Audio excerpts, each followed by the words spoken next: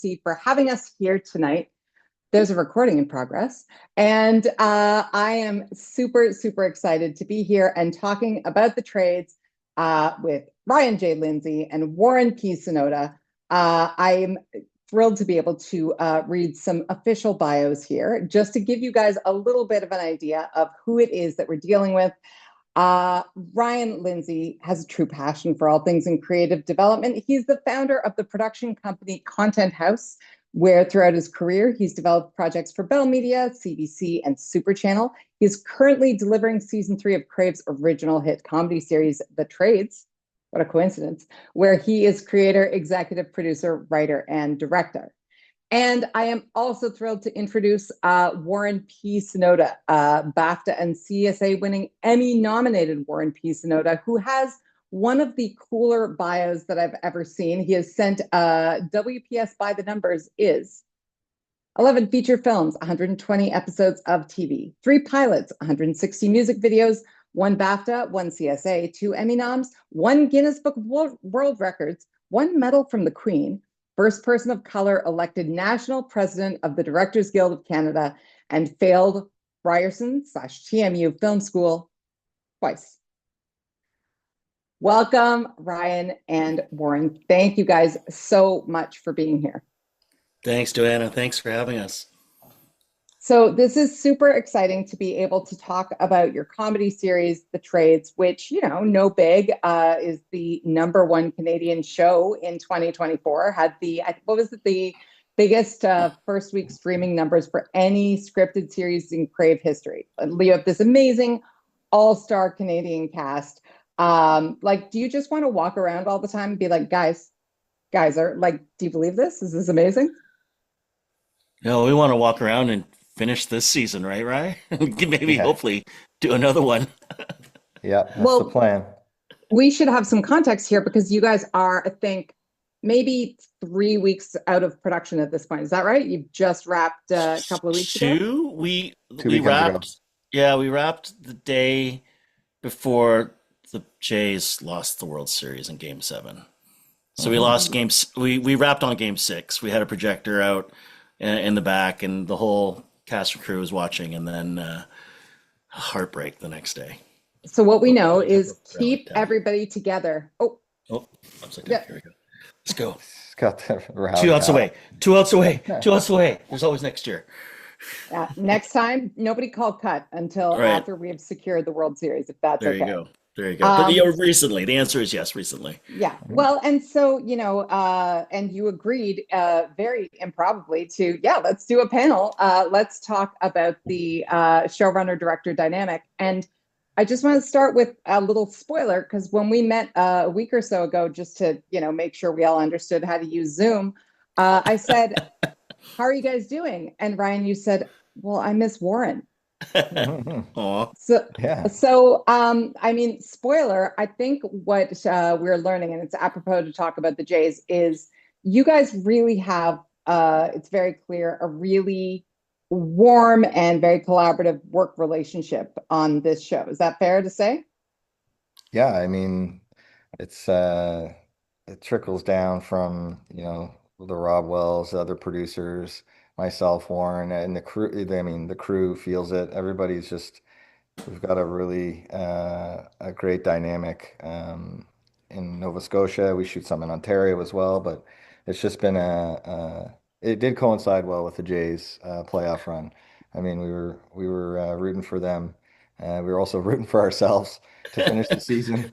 It got pretty crazy in the final 2 weeks, but we ended up winning the World Series ourselves. So you Oh, got that. You got there you Aw. go. that. There's the full circle. Yeah, you managed it through the power of friendship, is what I'm Yeah. hearing. I mean, I I built spent on 3 years of working together. I think Ryan, it was earned in terms of the gauntlet of season 1, and season 1s are always tough, right?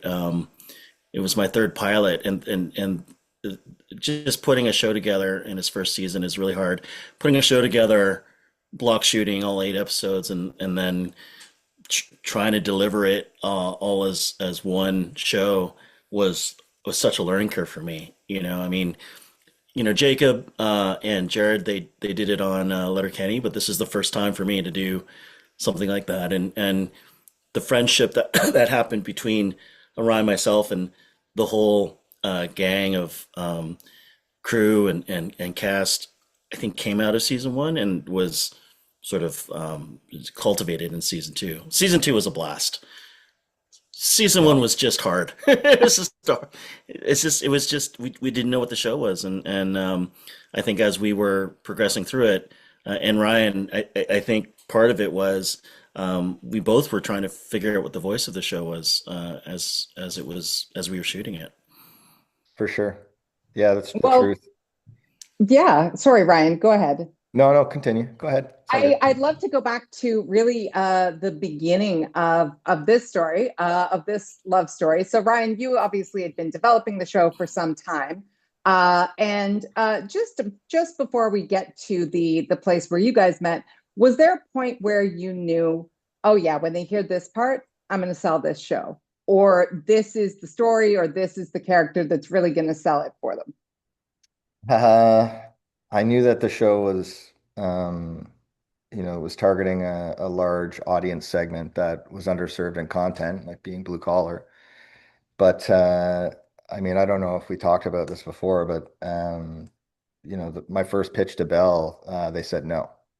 So my first meeting with the junior development person there, they declined the project, which I said was a maybe, and was like, I'll be back in a couple months. And then I ended up meeting Rob through a colleague and just reworking the pilot a little bit. And then yeah, hit him with the star power of Rob Wells, and yeah, and then the rest is history. Like I was on a plane 2 weeks later to head out to the East Coast.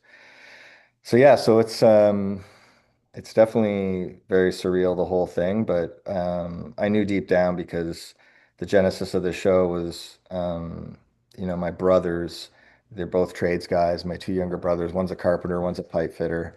And I thought I had cool stories coming from Toronto and working in the film industry and talking about the Del Toros and the Cronenbergs and my experiences watching them work on set. But uh, those stories, it's Ryan doubled for Sam Rockwell. I mean, Ryan yeah, has a Oh, very, very exciting backstory in film for sure. okay. So just, in your spare time, just just no, sauntering that on was to that was the journey. That was you have to start somewhere. So, for stand sure. in, doubling stunts, whatever I could get my hands on, whatever put me the closest to Video Village where the decision makers were making the decisions.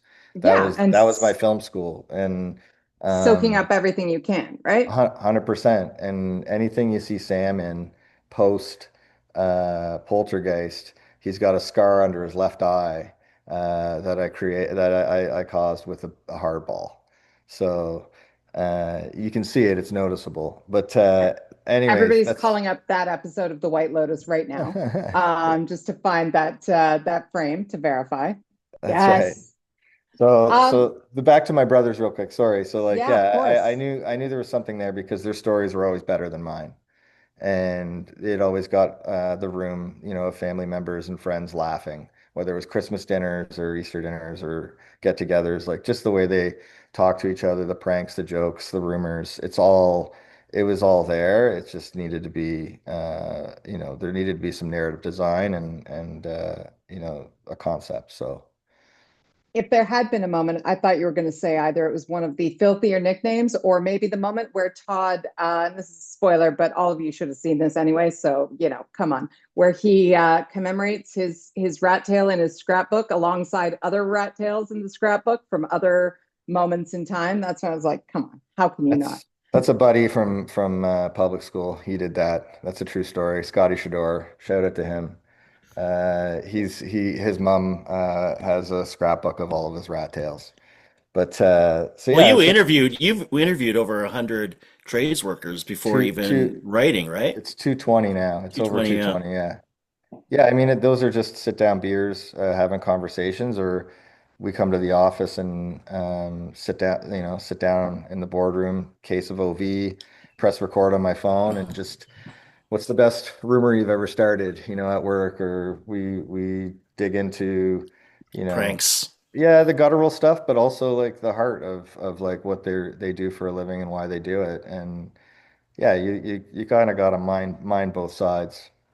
And I think when you read the scripts, Duana, just from a directing standpoint, or even just an audience standpoint, the things that sort of resonate come from that background, comes from his family stories, his brother's stories, and the stories that Ryan's, sort of accumulated over the past decade or so. Well, it's so funny because when you're saying, oh, their stories are better than mine, what I hear is we all valued stories so much, right? Like that's an Lived environment experience, where yeah. exactly where, but like where everybody loves a story, where everybody wants to be trumped in that situation.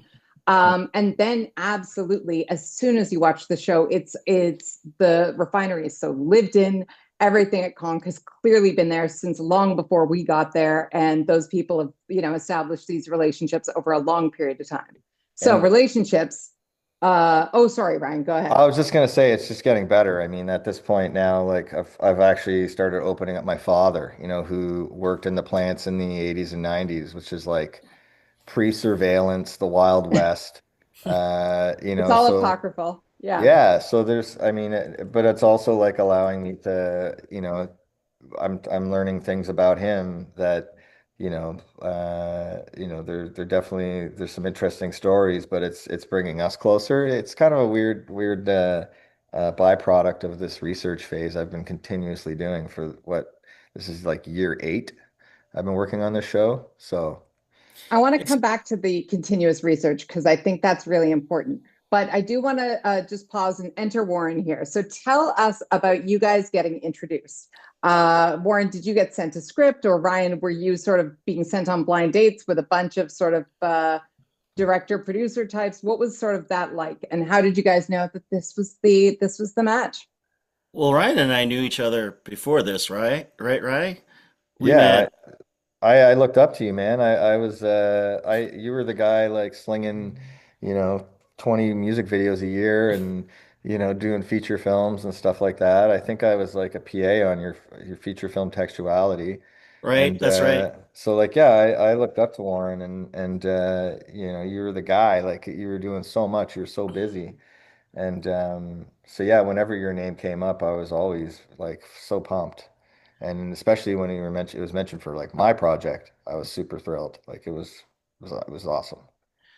And I've worked with Rob and Gary Housem and Jonathan Walker before, the producers and executive producers, and I've worked out in the East Coast before. So when I got the call for this, and then especially after reading, the other thing is you had scripts available, which was amazing to actually be able to read, not a treatment, or this was season one, actually read the scripts and actually really get a handle on what we were embarking on. That was fantastic, You had because all 8 in the can already, Ryan, before No, not by then, but we definitely had I had the pilot for sure. I remember reading 101, I believe, and then some outlines. I'm trying to piece it together. man, it was like just a massive Google Drive full of stuff. I mean, even the spreadsheet now, I just looked at it the other day. It's like I don't know, it's like 850 lines deep of just like ideas and stuff that could be incorporated into the show. It just keeps growing. But yeah, it's we were definitely over prepared when it was time to get a director. The sorry, the let's just I just want to dig in there for a second. Am I hearing you right that your story file is an Excel spreadsheet? Yeah. Yeah. Amazing. Well, I mean, I for go sure, on. there's I mean, hyperlinks to like audio recordings of all these sessions, these interviews. There's videos as well. So yeah, I got more organized in the last year and a half, and yeah, Google Drives helped as well. I think I know, don't misunderstand. I'm impressed. I think you would be surprised at the number of television professionals who are keeping entire seasons in email drafts. So I think an Excel or in their spreadsheet seems, heads. or in their heads, or both. Exactly. Okay, so speaking of your head, so we meet up. It's wonderful. We're going on this adventure. You said season one was just hard, but what do you remember, looking back now, what do you remember about prep or casting or on the way to figuring out what this show was? What sort of sticks out as a hurdle or the moment that it sort of came together? Obviously, as you said, you had Rob on board and, kind of the promise of as many awesome Canadian cast as you could fit in an episode. But yeah, what's sort of a memory from back then? I remember it being very hot, which is important because the next two seasons became very cold. And the heat was pervasive, and it was summer. I remember in prep, it was the very catastrophic Shelburne fire that happened in Nova Scotia, the largest fire just outside of Halifax that occurred. Literally, we ended a production meeting. We all looked outside and we just saw this plume of smoke in the air. The shooting in Nova Scotia that first season ended with just horrific flooding in Windsor, Nova Scotia, which was our primary exterior location. Windsor was going to double as Imperial Valley, and Right. it was devastated by a really terrible flood. And That was rough. That was heartbreaking. people passed away, and we were we were ready to.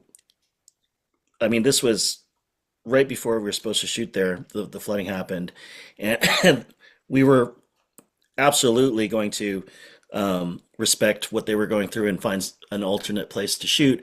And the town of Windsor said, can you push this to the end of your schedule? Can you just wait for us because We need this. yeah, we're looking Wow. forward to it, and Yeah. the town needs something to look forward. Right now, obviously, they were in the middle of rescue and then Morning. recovery. Yeah, but I remember that. I remember finishing Nova Scotia in what was supposed to be a 2 day shoot in one 12-hour day shoot to shoot the Labor Day parade episode. So that entire Labor Day parade was shot in one day, which was amazing. But that was sort of when I say hard, I mean getting, I don't know, 15 pages in one day. Like that's the hard I Just was talking about. busy. Because Yeah. like just trying to figure out the puzzle of block shooting 8 episodes. But I also remember it being summer camp, right, Ryan? Because the Hmm. labor disruption was happening down the States, and we had a lot of amazing of our Canadian cast available to us. Yeah. Yeah, that timing with the strike, a lot of people were they weren't working. So yeah, we assembled, the Avengers of a cast, like Honestly. it's so deep and it's troubling almost like from like a development standpoint where you want to pair off certain actors and characters and you want to give them their own individual episodes. They're so good. And that's I guess the problem of having a large talented cast like that. There's just not enough episodes in the season. Well, yeah, absolutely. And as you know, this is sort of the nature of the beast when you're block shooting, when you have, yeah, when you're knocking out 15 pages in a particularly ambitious day, there's not always room to pivot the way we would like, right? It's not kind of the old days of like see what's happening in episode three and have that come to fruition in episode 11. Also, I what's I episode don't 11? know. I think we got better at pivoting. I think Yeah. Ryan's really Tell me. mastered the art of problem solving.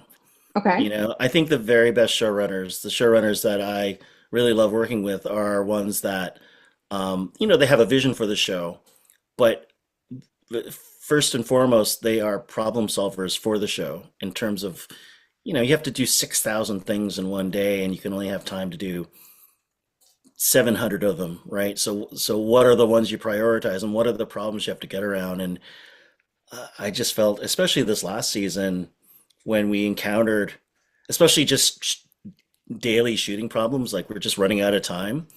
Um, Ryan was just really able to pivot quickly because you just had handle on the show and the story, right, man? Like Yeah. you kind of can internalize and see the domino effect of this one, like truncating 3 pages into one because we only have 25 minutes left to shoot the scene.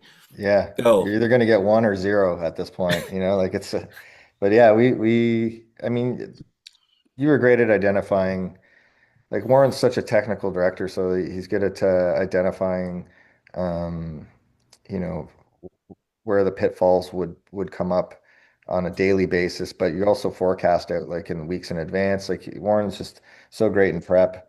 And but yeah, like on your feet, man, like I just try and keep up with your energy. Like you're so quick and you're able to retain so much information. It's been awesome to be over your shoulder all day, every day. And there's tons of moments where, um, 99% of the time we agree, but the best parts are when we disagree.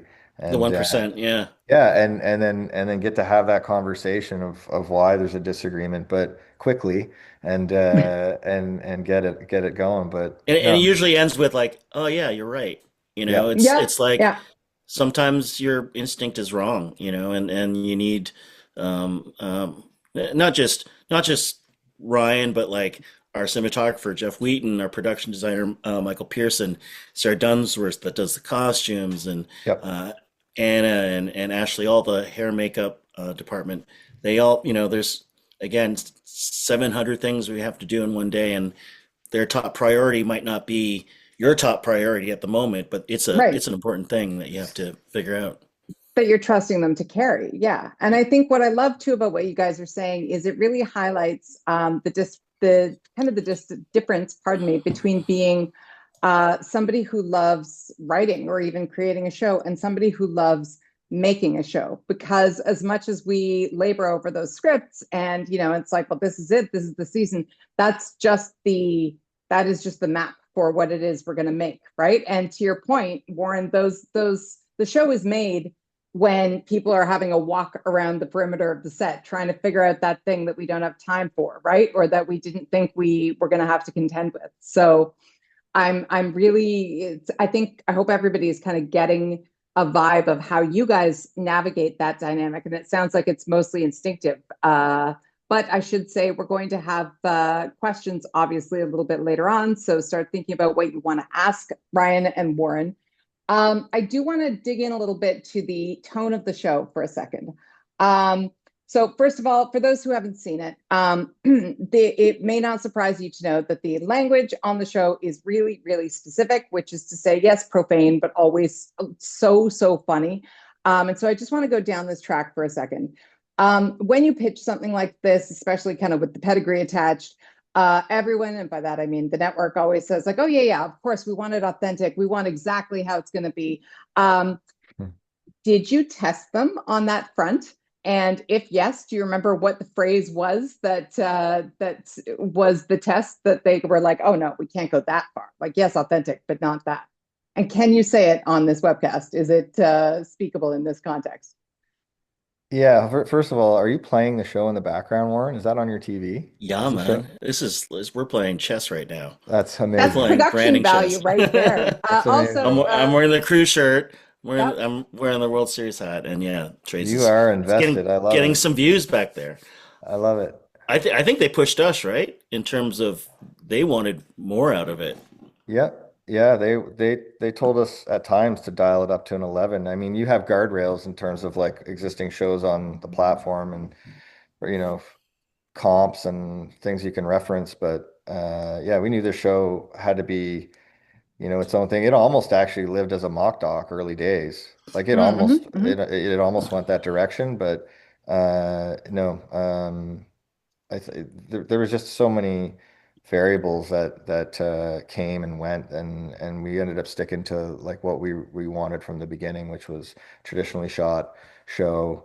Get a great DP, which we did. We got Jeff Wheaton, and yeah, just make it look nice and have make sure that we stick to the core ethos of like have something funny, have something gross, and have something heartfelt.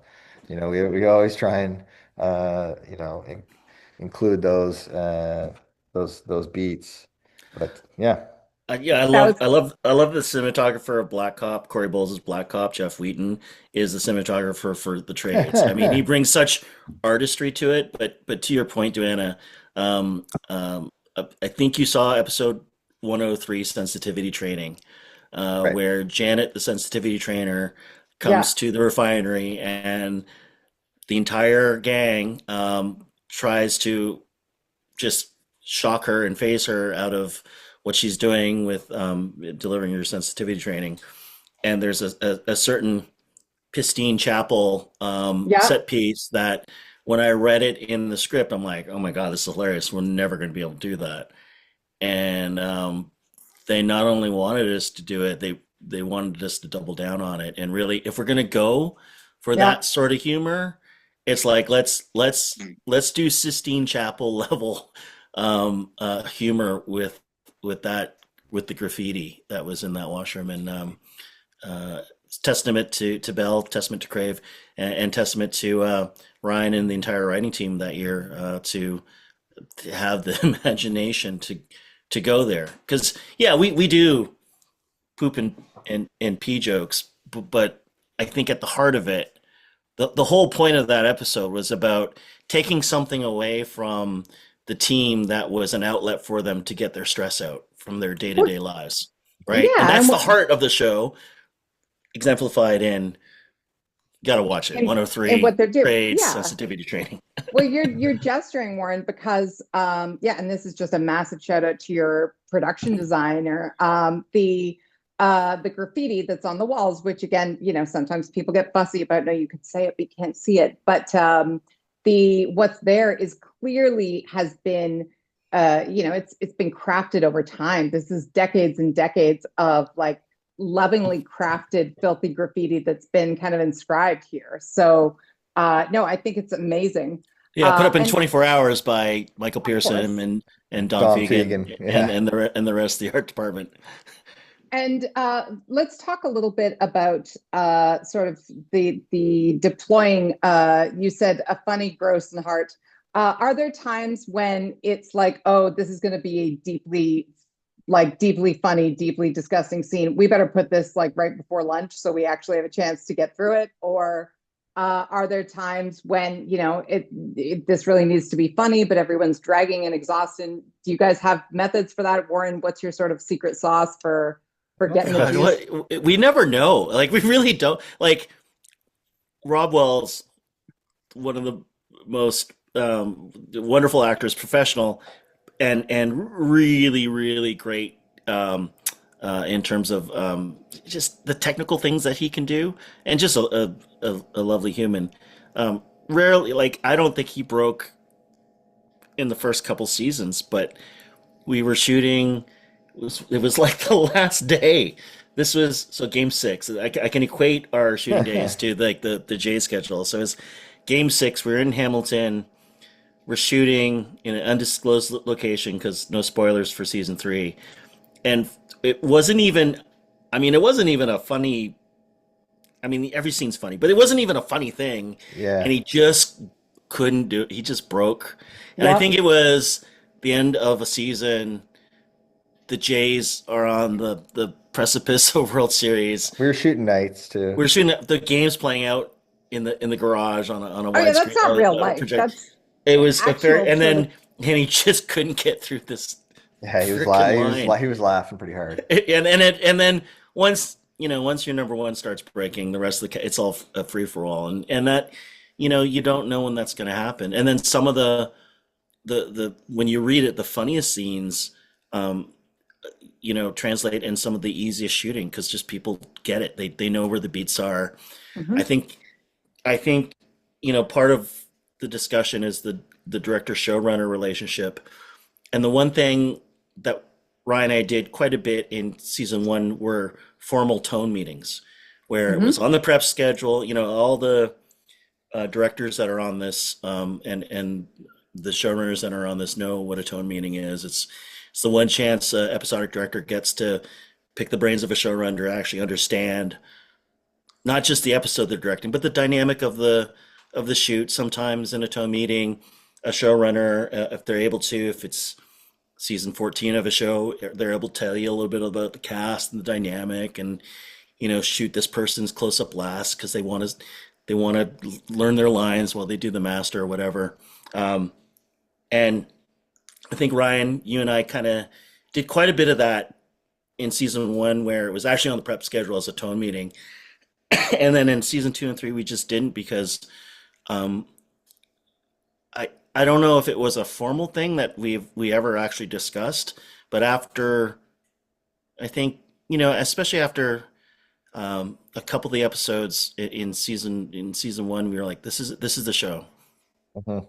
Certainly episode 103, and then parts of 104 with the Labor Day parade, and um, the scenes with Patrick McKenna in the garage, Sure. as their dad.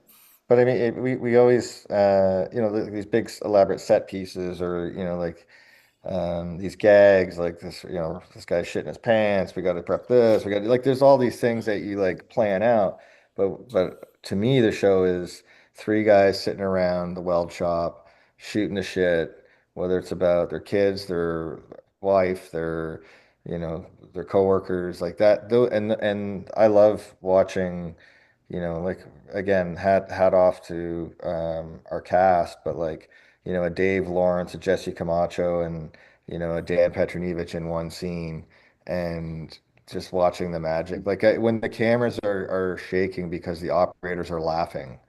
Like that to me is the show. Like we have so many of those moments, and it's on the page. It's really just people talking and joking around and shooting the shit, but it It's becomes so brothers much and more. sisters and Yeah. fathers and sons and coworkers, and Bevan Barb in accounting pitting against Dewey, who's the probationary journeyman. It's or I apprentice or whatever he is.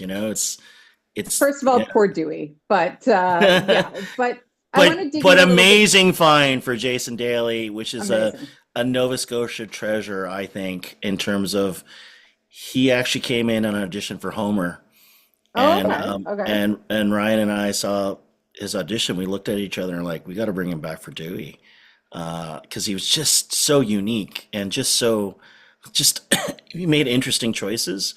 Um, he just didn't suit the conspiratorial nature of who Homer was, and then he came in as Dewey, and he was a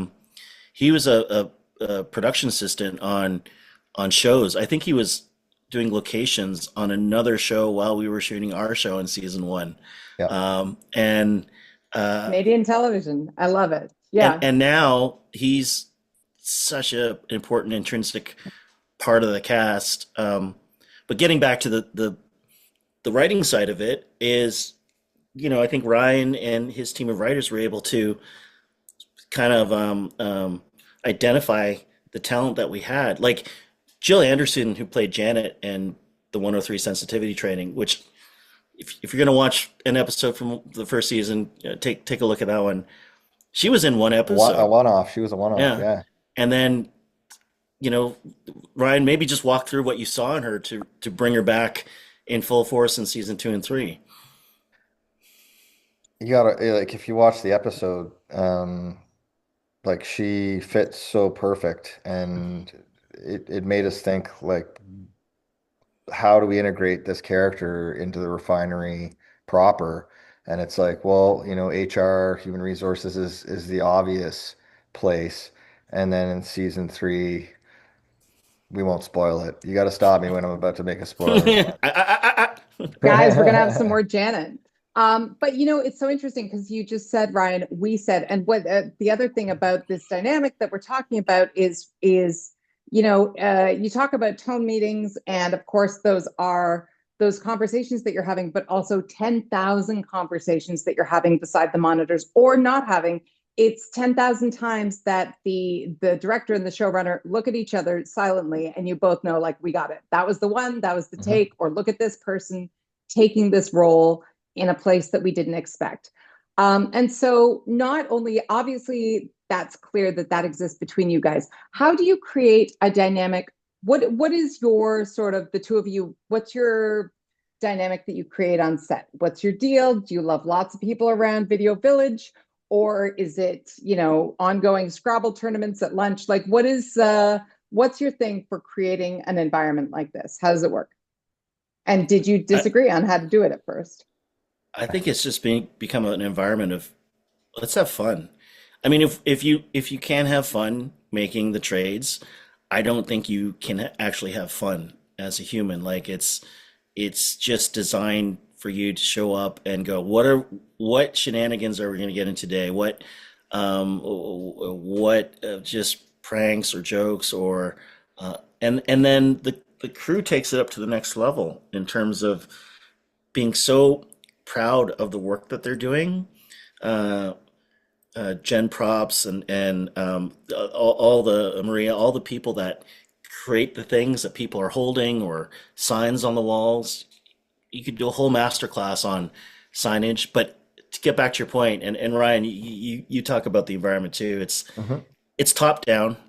I think it Hmm. starts with Rob, Ryan, uh, Gary, and Jonathan, our producers, um, and then it trickles all the way down to um, Jared, our office pay from last year. I found out because him and I were just having coffee one day, and I found out he was in a band, and I listened to his Heavy uh, metal. yeah, his tracks, and then I'm like, this has to be in and we put it in the welding montage in season two. So it's it's creating an environment of collaboration organically without pressing for it, and people willingly sort of giving up their ingenuity and curiosity to it. That's what Well, I find exciting. I just want to interject just before you respond, Ryan, because you said organically, and I'd love, Ryan, as you respond to ask you guys what kind of advice you would give to, the young showrunner writer, the young director who maybe haven't had that experience to relate to just yet on how they're going to create that environment. What's the thing other than being super prepped, being ready, being open? Like, how does that sort of come about, do you think, or how have you seen it manifest? Yeah, I mean, I guess my response is going to work for both the questions. It's like, um, you know, the best idea wins, and having that collaborative mindset where I think like I reference this Del Toro quote a lot when we were on Pacific Rim. He had all the keys, the departments around him, and he said, "If I'm gonna fuck this up, you have to tell me." Mm. And him just being humble enough to say like I'm approachable, like let me know what the deal is, and whether it's Jared getting his music in the show, or our camera assist Russ coming over and saying like, you know what, this there's a great joke right here and we shot it. You know what I mean? So it's like you can't be a closed door. Like I said, the best idea should always win, and you have to put the project first. Um, and yeah, these people that you hire, that surround you, that are on this journey with you, they're experts. They're good at their jobs, and you have to let them do it. Like I'm blown And away when I see, sorry, Duana, no, but like no, please. when I walk into a set that I haven't seen, like the bathroom, or the weld shop that's just been completely revamped from what it was. And I'm blown away all the time because, again, on the page, it's just words.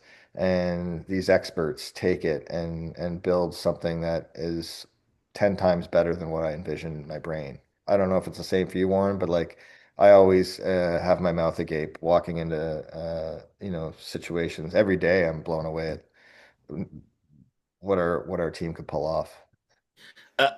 I don't think this is so much of a spoiler. I can actually be pretty specific because it's sort of nondescript enough. But there's a there was a scene in season three, and the slug line just said exterior trailer day. The gang exits the trailer. One person has a line, "Are you going to eat that sandwich?" Or something like that. It was Right. literally just descriptor, actor, slug, one line of dialogue, and we were at this trailer. We're at Stelco in Hamilton. I set up the scene to block it. I literally now it's like I'm thinking you start here and you end there, sort of thing, and we're talking a little bit about the scene, and then it just became 90 seconds, like a page and a half of just pure comedic Chaos. chaos and Yep. amazingness, and which was great because we literally had 15 minutes to shoot the scene, uh, which which is it should be that because on the page it's like 1/8 of the That's an eighth of a page, page. Yeah. but it turned out to be like a 90-minute scene when we shot it, and that I think comes from trusting the material, trusting the people. You're asking what to tell emerging directors, emerging writers. I can only really speak to the directing side of it. Is when you get a chance like that, just be ready for it and lean into it. And you know, every time there's a problem on set, sometimes I just look at them like, well, let's lean into the problem.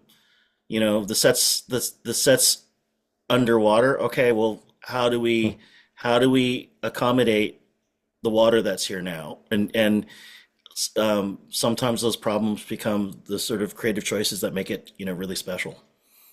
Yeah. Well, I want to get into problems in just one second, but I just want to highlight something that maybe you guys aren't saying, and I hope it's very obvious to everybody listening, but in case it's not, in and around let the best idea win and let awesome people do their work and all that kind of thing is you don't walk around with a whole lot of ego. This means that you are not the person going around like, it's my show, this is my set, I'm directing, I'm writing, whatnot. And this should be very obvious, but doesn't always happen that way. And so I think it's worth pointing out that, like, it costs you nothing to let that best idea win, to have things in. Obviously, when you are show running, when you're directing, you're keeping track of 700 things, as you say, Warren, plus the 200 you can't deal with right then. Or the or But the or the 5,300 you can't do. I mean, yes, those that are coming at you at the end of Yeah, day today. Yes, yeah. exactly. But being able to kind of put you in the situation aside is what lets us and the show happen. And that scene that you just described is a perfect example. If somebody's like, no, it's just an eighth of a page, and we're just going to say the line about the sandwich, and that's it. Yeah, you might do that, but you don't have that sort of that TV magic. Yeah. So sorry, go ahead. No, I'm just saying, yeah. Joanna, you're doing this is awesome. Oh my You're gosh, an thank awesome you. moderator. Thank you for these Thanks, questions. guys. It's fantastic. Well, so you shoot season one. I think you probably know you have something special, but again, exhaustion and probably no time and no money and all that kind of thing. You cut it, it airs, it goes well. Season two, oh my God, amazing. I'm sure you had all kinds of ideas of what we would like to do. And then, Ryan, you said you ran into some unexpected issues. Yeah, many of them. But I'm assuming it's what we talked about before with the with locations. We lost a location, our main location, which was Right. NSCC. As Yeah, in we The lost refinery. like It's a the, it's yeah. it's yeah, a it's a TV show about a refinery, and we lost the refinery. yeah. Small problem. All our interiors, the weld shop, everything. Even I mean, it even doubled as our production office.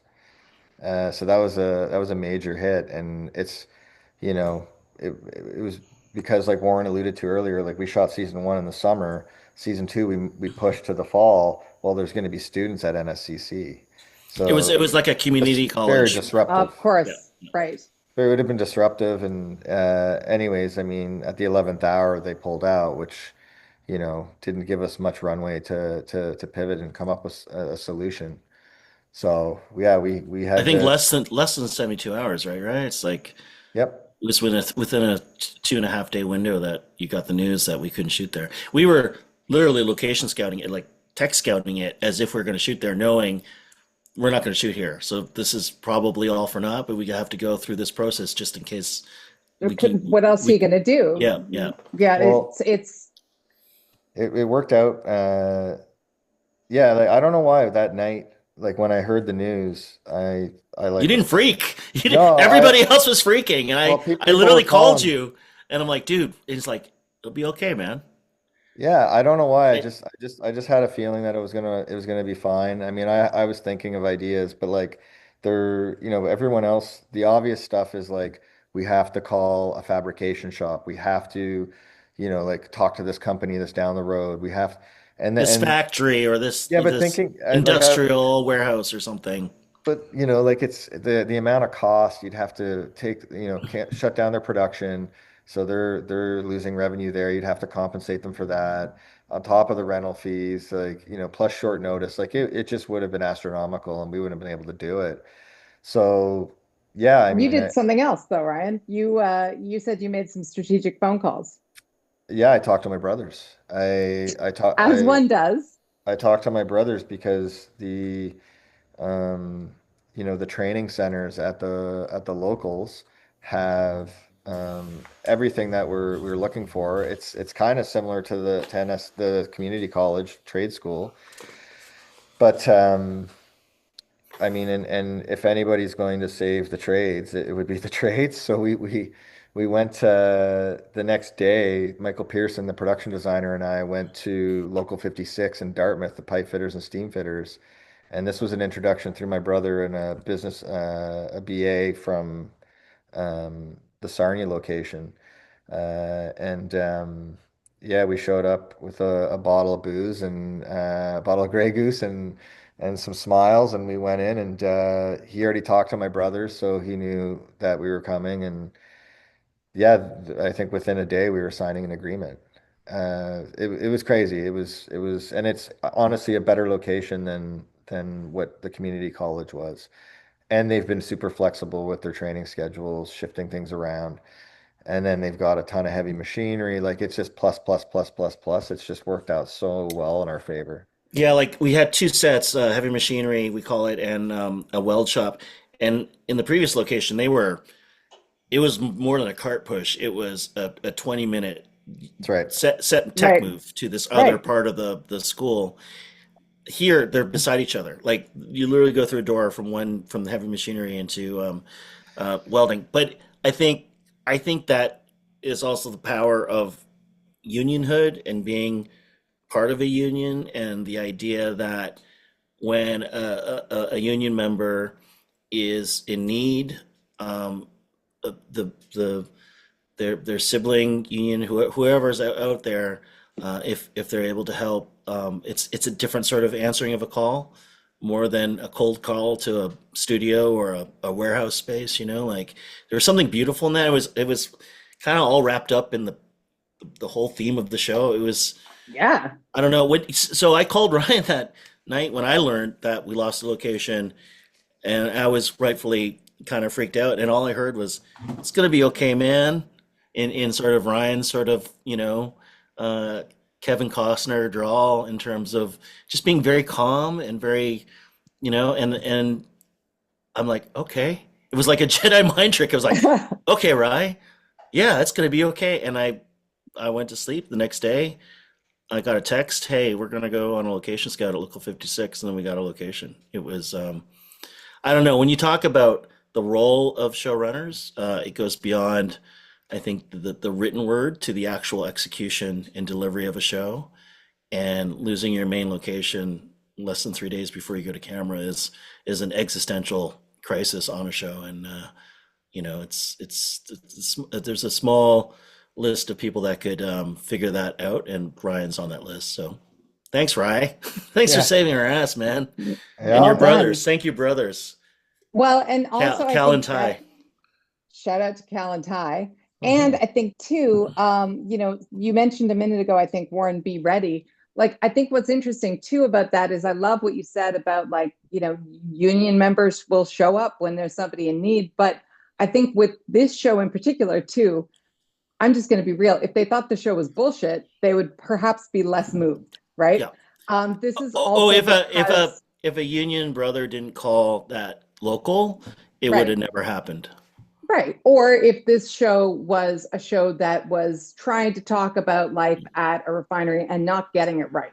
Hmm. My question is, what are you talked about sort of those three sort of tenets within a given scene or an episode, but do you have other sort of bona fides that you guys go through to go like, would this happen? What's our check and balance for like, are the guys down at Local 56 going to buy this? Like, Yeah. do you sort of put it through a realism path or a pass, or how does that work? Yeah, the authenticity, it needs to be there. Like they'll call it bullshit, whether it's I mean, we've heard it about the earplugs, right? Like you can't have actors wearing earplugs. I mean, we found a solution to around that, but Just it's kind of point to your ears and then take out the Yeah, earplugs to yeah, yeah, talk to right. somebody. exactly. So it's but yeah, like they they viewership likes to, pick things out, but this so far it's been the show's been embraced by all the blue collar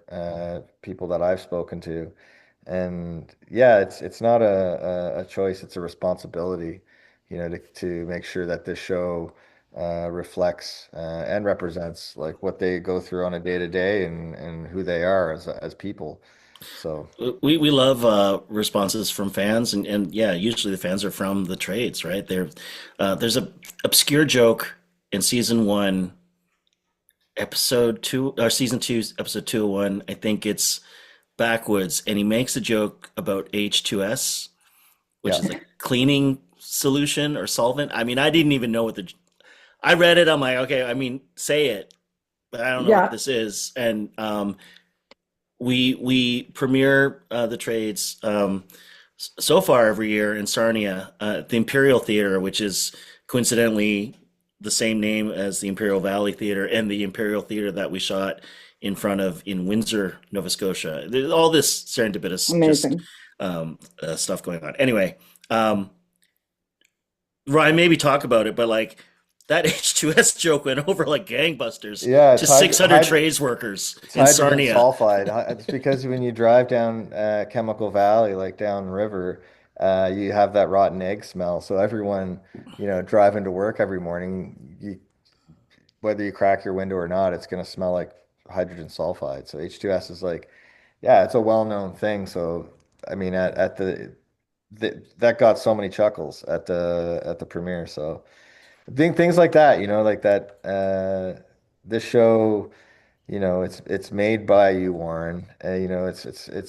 But you don't Made necessarily by have to. us, made by all Yeah, of us. I get it, but But like, on the other end of it is Ty and Kel are a text away to ask any relevant trades questions as to, hey, would an apprentice do this, or would a foreman do sure. this, or what do we call this, But right? what I was gonna say is like it's co-made by you, but you don't have to understand everything in it because are you the target demographic of the show? Maybe. Yeah. But Uh, you know what I mean? It's like the blue collar demographic. Our target audience segment is like um, they'll get all these things, and to Warren's point about like the validation of the authenticities.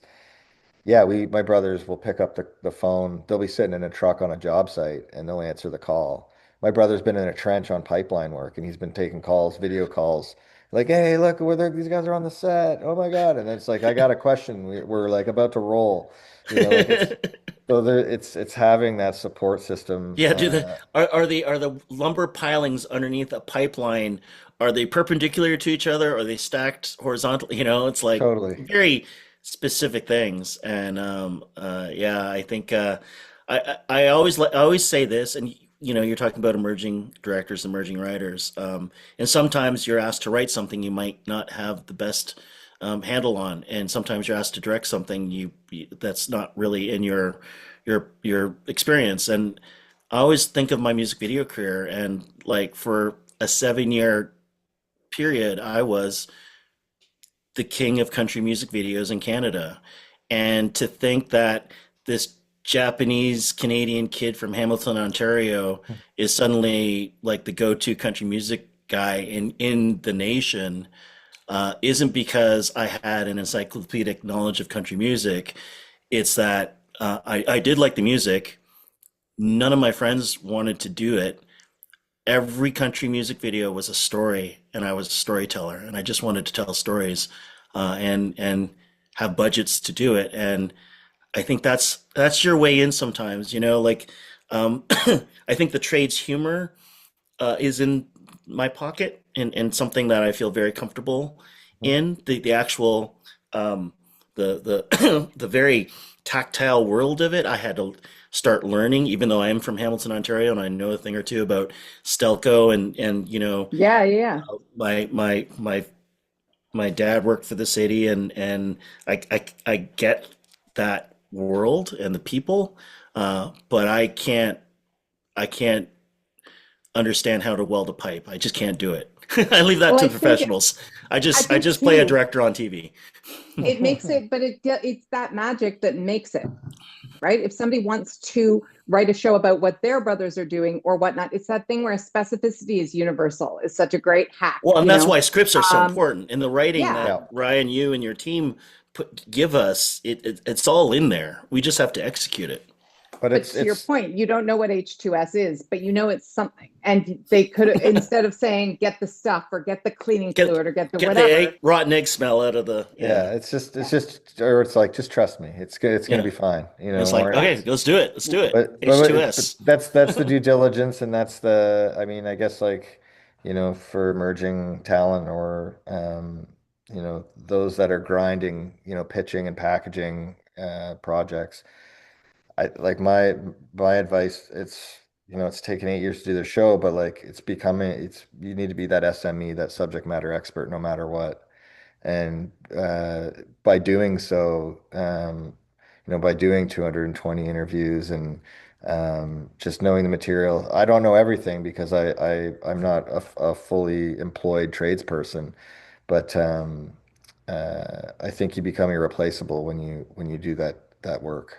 So I think that's the biggest thing is people phrase it like write what you know, all that, but I think like being like an authority or a subject matter expert is like the secret sauce for longevity of a project. Yeah. And, yeah. and, And and not everything has to be that specific. I mean, I was showing you this earlier, Deanna, but this is so every season I get like a binder with all 8 episodes, and Ryan directs an episode. This year it's 307, and season 2 it's 204. But each episode gets a tab, and then within it are my notes. And I don't line a script because we have a script supervisor who's amazing, Margaret, but I do keep track of like what we're shooting and how we're shooting it. And I'm showing this just because I'm going to forget to do it. And then these are the shot lists that we do. And Ryan and I, now that he's directing an episode, he'll do his own shot list. But like each one has, there'll be times on it. At the end of the day, I write a wrap time. Oh, we wrapped early that day. oh Um, wow. red means we get it. Black means Yeah, we've dropped it. And there's not a lot of black, right? There's a lot of red. nope, it's And true. and each one has individual shots and how you There's also kind of not like shaky hands scribbling off as you ran off to fix something. That's the it's all shaky. steadiness of a day going well. But I want to but encourage but sorry, everybody. Sorry, yeah, go just ahead. just to finish the thought Ryan was saying is all those interviews, all the lived experience he's gone through with his brothers as trades workers, his dad, um, none of that would matter if you couldn't actually tell a story with a beginning, middle, and end, or set up a joke with a, thesis, antithesis, and synthesis of what a comedy joke is. It's pretty special when you can do that. So it's Yeah, just not interviews. no structure and that kind of discipline is what makes it not just vibes. Yeah, yeah, I want to encourage That's the everybody, job. yeah. please put your questions in the chat, and we will ask Warren and Ryan about everything that you want to know from paper binders, actual paper binders in your paper chase. But in the meantime, I want to talk a little bit about so when season 2 and now season 3 become a reality. First of all, that in itself is that's a huge, enormous achievement in any television, especially in Canadian television. Did you know, or did you have an idea of how you wanted to increase the scope? Like in season 2, there are thematic episodes in terms of, the one that you directed that you guys pointed out, Brian, the sort of the horror movie. but also the episode 204, a 20 standout 204 is episode. amazing. Watch 204, the horror episode. Phenomenal. Night But shift. 205 has that kind of mockumentary feel. 207 is a feel good baseball movie. It's full up with the lens flares and The the anti-field inspirational of music and dreams. everything. Yes, It's like exactly. the field of Reams. What did that look like either in the writing room, Ryan, or on calls between you guys while you're driving to do errands or whatnot? Were you kind of ideating what future seasons of the show might look like, or was it not until sort of you got there that, like, what if we do this? Like, sort of, what's your kind of constant vision for what's going to happen with the show next? Like, how much bigger can we take it, or let's make sure not to go too far from the reality of the refinery, or what's your guiding principle? I mean, like, listen, I'm still figuring it out as well. I love the process of optimizing a pipeline of delivery or development. And for this show, it's season two. I mean, we went in with a slew of ideas, and that it's you have a loose idea of the direction the season's going to go. You have great ideas for characters. You have bottle episodes. You have all these things you want to try and do, and then the room happens, and it comes out how it should. It comes out sometimes different, sometimes better, sometimes it needs work, and that's the great thing that, like, I guess, to contribute to this conversation about the writer-director relation or the showrunner-director relationship. It's like, um, Warren comes on quite earlier than I mean, it's Earlier had, than I'm normally used to joining on to a team as a director, that's for sure. yeah. Ryan's very gracious in letting me give notes very early in the process. That's makes the difference because it's that technical knowledge that you can make the cuts or decisions to relocate scenes or shorten things, lengthen things, whatever. Like, it all happens in prep, and I think including Ryan, Warren. we never lengthen things. Be That's honest. not true. That's not true. We've done it this year. All right, Uh, okay, but okay. then we had On a very lunch. rare occasions. But then we had a lunch meeting about it and probably cut it down. Probably with Jason Shipley, our first AD, Just who's a undid master. everything. Yeah, Yeah. he's like, you guys are dreaming. Here's reality. I'm like, okay, Jason, we listen because you're right. Yeah, but it's what I'm trying to say is, like, it's important to just the circumstances that we're in with Warren directing 7 or 8 episodes a season. It's important, it's integral to have him, like, early days, reading the scripts, digging in, and providing feedback, technical, and you know what? It's all there for even like, dude, on the day, like, you come up with jokes, like, it's all a big collaboration. So And I think it was something that we learned to do. I mean, listen, we didn't even know if we're coming back for season two. I didn't even true. know if I was going to be asked back for season two, right? Like, you don't know until you get the call.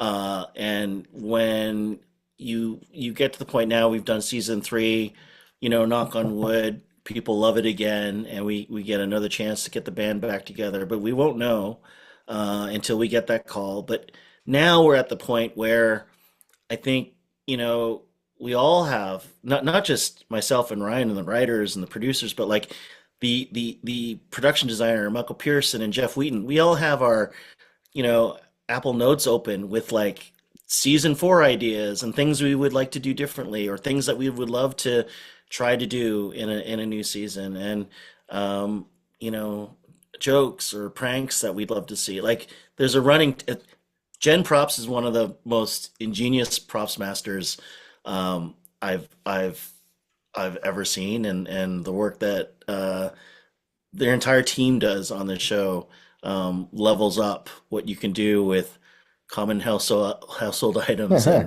and silicon devices, and it's pretty Limited budget. extraordinary. Yeah, and it's pretty extraordinary, and I know that they all have ideas what they want to bring to season four. So it's an ongoing, and now I hope we all feel a bit of agency there with it in terms of being additive, right, to the process. For sure. which Everybody's is got their so buckets. Yeah. well, that's Everybody's so got their lucky when you ideas. can keep that team together to do that, to, to have everybody grow with the show. So to that end, we have a question. Mazzy wants to know, can Ryan describe the process of putting the room together? Did you know all the writers personally? Did you hire off samples? You mentioned that the room is or has been an in-person room. So yeah, tell us everything. Um, I mean, season one, just read a lot of samples, did a bunch of calls.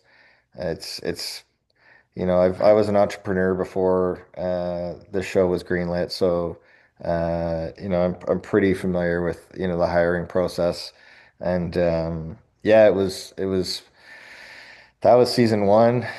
Season two, a lot of like name hires, and we also we were thinking about bringing in, like Susan Kent. We brought Susan Kent in for season three. So you just kind of, there's like an ebb and flow to it. Um, it's not that there's this show is like very unique to write for. It's you need to like have that when I was doing some of the calls, I found that the people that resonated with the material the most tended to have male siblings, females that had male siblings. So it was very interesting or people that were familiar with the trades, like they were adjacent, whether it was their spouse was a tradesperson or their father was a crane operator.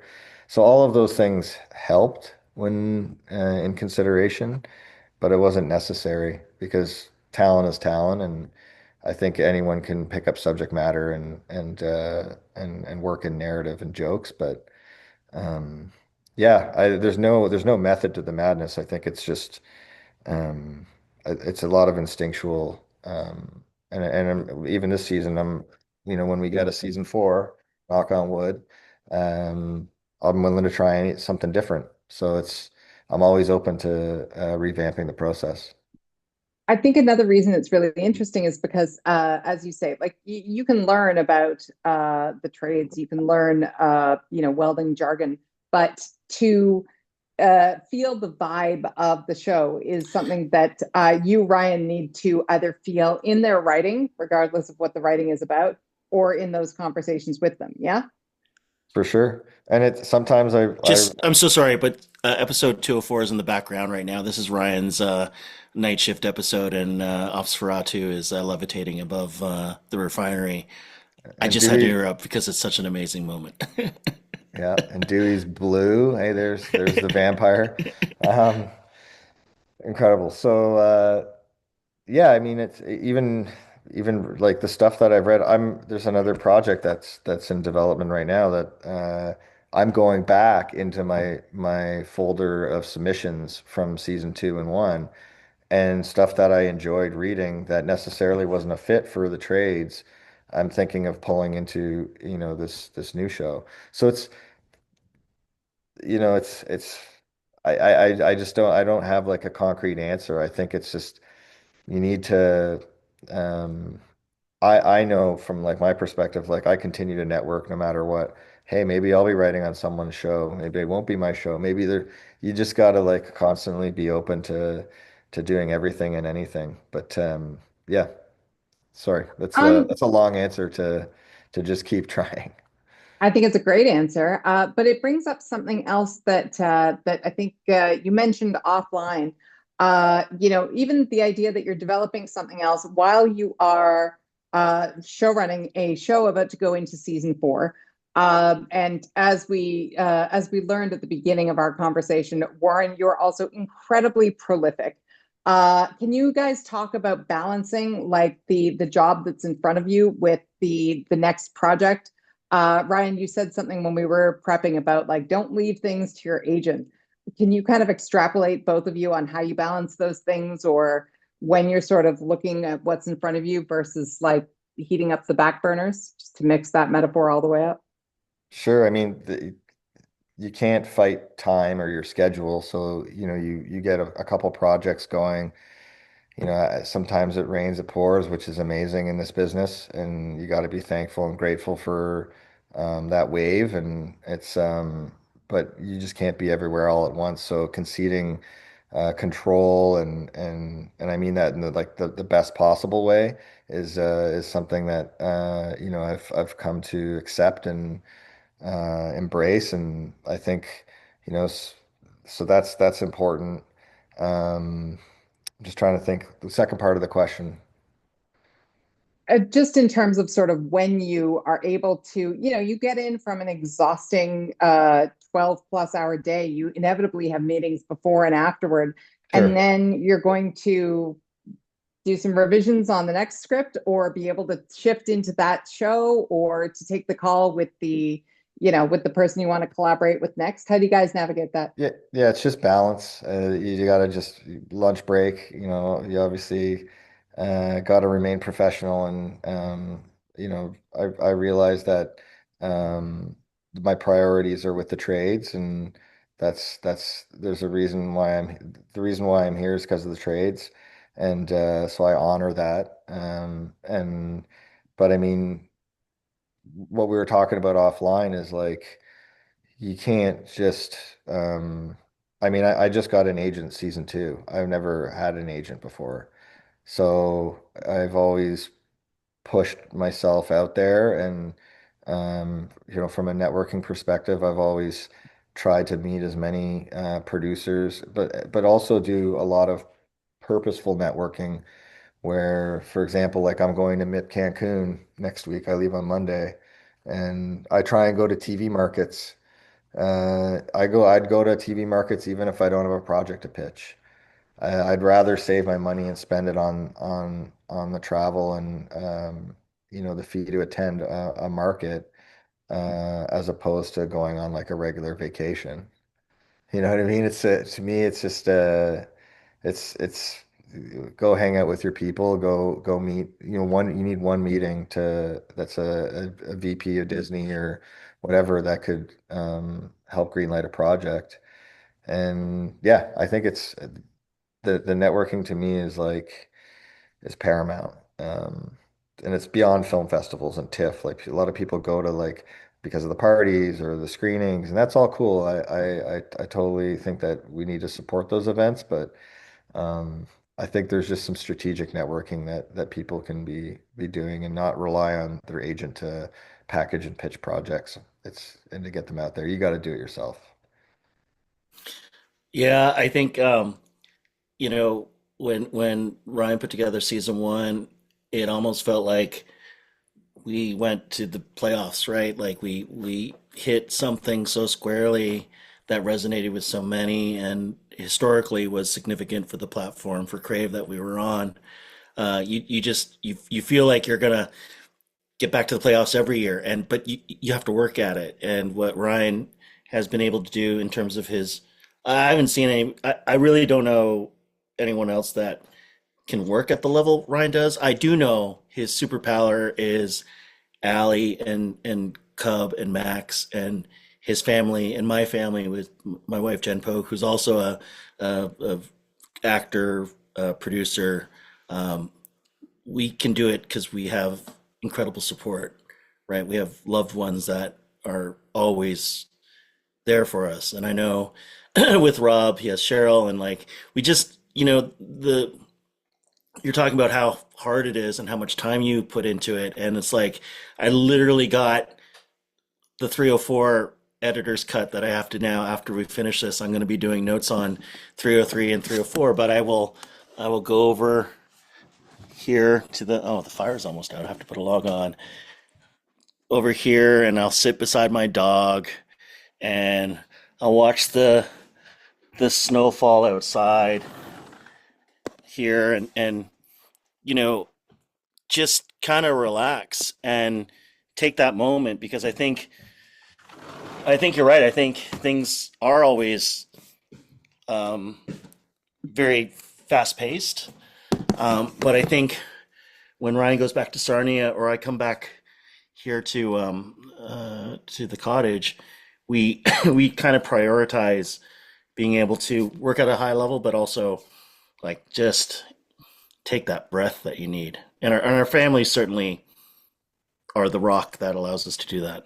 I call it the reality check, buddy. I Yeah. mean, I get home and I'm not the showrunner anymore. I'm the production No. assistant, Yeah. and my wife's the showrunner, and my kids are the cast. Jen's like, you're using your director voice. You have to stop that. It's amazing. No, But no, it's you're right. incredibly, yeah, It's the that support. also there's, which is also, as you say, it's supportive and it's wonderful. It's also the place where you don't have to hold up, 300 other people's and keep everything going. That it's sort of like, yeah, the rest of your life and your dog will be here for you just to be on the couch kind of Yes, but thing. we have to make sure they're okay too. That's the most important thing. It's For sure. just as important as the 300 It's the on reason, set. Yeah. the reason why you do it. Yeah. We have time for just a couple more questions for Warren and for Ryan. And in the meantime, I will ask one of my questions. Obviously, by any measure, this is an incredible accomplishment that you guys have pulled off, each of you and together. But what what keeps you up at 3 a.m.? If it is day 14 of however many, and production is in full swing, what's the thing that you're like, oh man, I hope our location doesn't fall out, or I hope that that scene that we wrote yesterday like really comes through on the day, or what's sort of the thing that really that gives you the most sort of strife? I know Warren's is he gets the shot list in and he needs to get his shot list done. I think you've had nightmares of like not getting your shot list in. He texted me the other day. He was like, I woke up like in the middle of the night freaking out that I didn't deliver my shot list, and we were like wrapped already a week or something. So, but my answer is simple. I sleep well during production because I have to. We work the long days and we prepare and are organized to the best that we can. And yeah, my answer is simple. If I don't sleep well, that's a problem. But I always make it a priority. CPAP, baby. Gotta get the CPAP. You've been pushing me in that direction, so I definitely am. I'm gonna do a sleep clinic soon. I mean, I sleep Not that well. you know that I snore or like you watch me sleep, but You learn a lot when you make a show for 3 months in Nova Scotia, as come from wares. No, I sleep well. I do. My process is either the after we wrap the night of, or hopefully the weekend before the week, I can do a bunch of my shot lists. So I'll send this. It's usually just one piece of paper. It has, every scene, every shot. I put the times on it so the crew knows if we're fucked or if we're on time. And uh, I have to, I usually then, even if I've done it the weekend before we shoot on the Wednesday for the Thursday, that night I will go over it and then I'll physically put post-its in my script binder um, on the scenes that there's a couple left over. See, there's this thing here. If it's on the corner like that, this means this is the scene we're shooting right now. So this is one of the last things we shot. And then if it's just in here on here, it's like a scene to come up. Anyway, I'll physically put the post-it note in the script and I'll read the scene again because I find I have to physically actually reread the scene the night before, and then I'll know what I'm doing the next day. And it's funny, you think you know a scene like it's like a witness testimony. Like recollect what you were doing on October, 24th, 2023, and it's like I don't know. You have an impression of what the script is. You have an impression of what the Mhm. scene is. You've talked about it, at least 50 times with various people. Ryan and I have had conversations on it. I've given notes on the scene. There's been revisions, but I like rereading the scene right before we go to camera the next day, just so I know, oh, this is what the scene is. And in my notes, I'll put little stars on like this is the emotional crux of the scene, or this is where it pivots, or this is where the story changes. So I remind myself either the performer needs to kind of latch onto that idea, or camera wise, I need to isolate something. It when I did Murdoch mysteries, it's like shoot the clues. It's like you got to shoot the clues if you're doing a murder mystery, right? Right. It's like in comedy, it's like tell the joke. That Well, was the best what's the joke? advice you gave me actually as like a first time director. You were like read this like you know the scripts, but read them as a director 40 more times. You know what I mean? And that's what I had to do because you put a different lens on when you're focusing on directing. And that was sound advice. But yeah, it's man, I learned a lot from you. I learned a lot from you Aw. too. It's kind of fun. It's like so I use I've been using a music stand for over a decade now to put because I use physical scripts. And as a director, you don't want something in your hands all the time talking to people. You need to be able to drink a coffee or whatever. So I've used a music stand. Mars Hordesky, who's an amazing director, actually gave me it as a gift on Odd Squad, and I've had it ever since. So it's kind of fun when Ryan and I share a day because sometimes inevitably his episode is on a location where I have maybe two strips and he has three strips or four strips on. So we'll share a day You're and passing it back and forth. I'll take my script off or he'll take his script off and we'll, high five, pass the baton and the director's on the floor. But when either of us are a director, then there is one director, and then I'm an executive producer when he's directing, or he's the showrunner when I'm directing, and we're very cognizant of that. I respect that, and he's directed the shit out of his episodes, like 204, and when you see 307 this season, they're standout episodes. Thanks, buddy. Well, you've answered my unasked question about whether the two of you are devoutly staying paper people forever. Nobody's going tablet, I feel, in this duo in the near future. Is that right? You like your post-its and so forth. You're crossing off I feel your I'm gonna tablets and break things. I always feel I'm gonna break a iPad or a computer and or I'll run out of power. Like I'm not that fearless. But just talking about 307, just kind of to bring us home, can you guys, now I'm going to really say, tell me all the spoilers you said you wouldn't tell. What are people going to be able to look forward to in season three, other than an awesomely directed Ryan J. Lindsay 307 and 7 episodes from Warren P. Sonoda? What's happening? Are there cast changes? Are there tone changes? What's up for the crew? Oh man. Look at the enigmatic smile I Well, just got. Did I'll everybody see that? Ryan, you formulate your answer. I'll quickly go. Um, it's much easier to get our all-star talent when there's labor's disruptions happening and they're available. No other And like tier A Star Treks big, and massive shows and yeah, it's been a wonderful challenge that Jason Shipley, our first AD, and Jonathan Walker, our producer, and Gary Housem have had to do, trying to move the chess pieces of our cast around to be able to get the gang back together because we have an A-list cast and they're all on A-list projects, and it's been challenging to get everybody, but I think we've got most people, and I'm excited about that. There's a couple of really amazing guest appearances this season Mhm. from some familiar faces. Okay, exciting. Yeah, and I guess we spent a lot of time. Um, we did some like a lot on location days, and not as much as season two, but in my eyes, this show lives in the lunchroom and the weld shop and the refinery halls, and we added a couple new sets, which was awesome. Our department just over delivered on those. So I'm excited for, for people to see that because um, I mean it's just been awesome to create this world and yeah, I can't wait to do this forever. It's just been such a good time. I would say try to read all the background signage you can in on all the seasons really.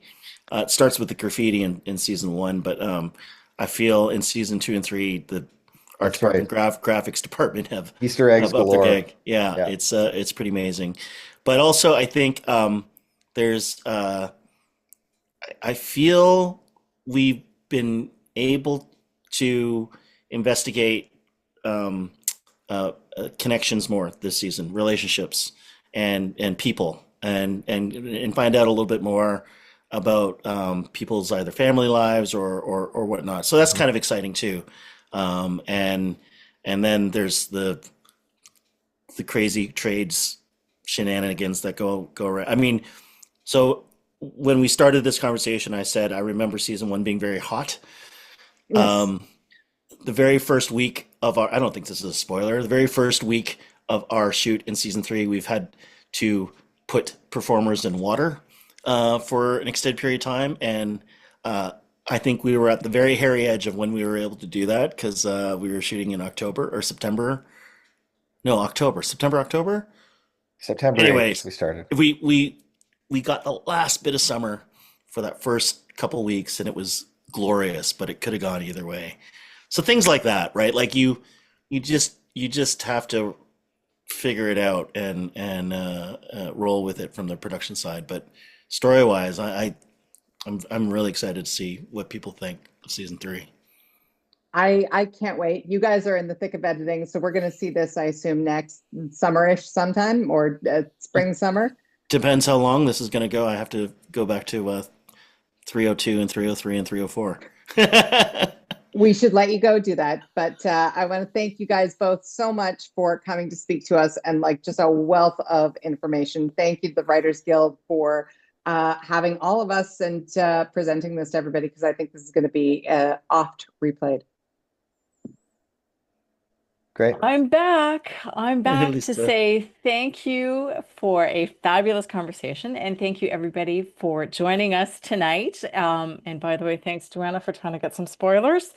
Um, Something to look forward to. Can't wait. When is season three airing? When do you have We an don't have a date yet, but last season two was mid-March, so we don't have an exact date, but No, but when Crave announces it, all of our socials, trades, the Trades TV on Instagram, mhm. we'll be putting it on. fantastic. We'll be promoting it. I'll be watching. I'll be The watching. tr- the Trades TV on Instagram. Go follow it. I think I Will do. do. Lisa, please give my regards to your president Bruce and say hi to him for me. Will do. And thank you for the Writers Guild for inviting me. It's exciting to talk about how showrunners and directors kind of do their thing, and it was a great conversation. Yeah, it was great. Thank you so much. I wish everybody a good evening, and we'll catch you on the next webinar. All right. Thanks, everyone. Thanks, Duana. Thanks, Thanks, Lisa. Thanks, everybody. Joanna. Cheers, Warren. Thanks, See guys. you, everybody. Bye. Bye now.